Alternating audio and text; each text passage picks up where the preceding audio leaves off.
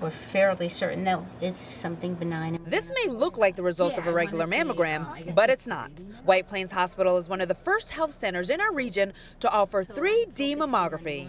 Dr. Caren Greenstein, director of breast imaging, says the new technology shows a more detailed view than the standard 2D mammograms. People compare it to a book and opening the pages of a book where you could see each page individually, as opposed to taking an x-ray through and through where things are overlapping.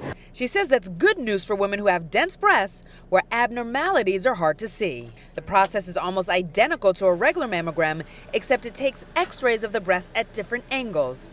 Dr. Greenstein says it only takes 1 or 2 seconds longer. We don't have to worry about it.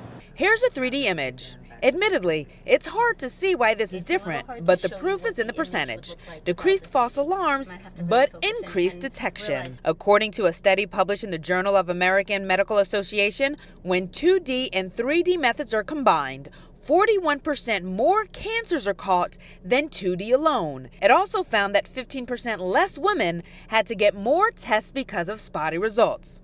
There are a few downsides, like increased radiation, but Dr. Greenstein says patients shouldn't worry about that. It's a minuscule amount more, but not enough to make a difference, and it's still less than the radiation dosages that we used to do for regular mammography before digital mammography was in effect. Another negative, all insurance companies don't cover 3D mammography. White Plains Hospital charges $75 for the test. Officials there say the average cost at other places is about $100. Dr. Greenstein says hopefully soon insurance companies will catch up to the technology. The insurance companies, I've heard, are pretty on top of this. It's not approved yet to be paid by insurance companies, but I've been told that starting January 1st it will be. In White Plains, Famie Redwood, Fios1 News.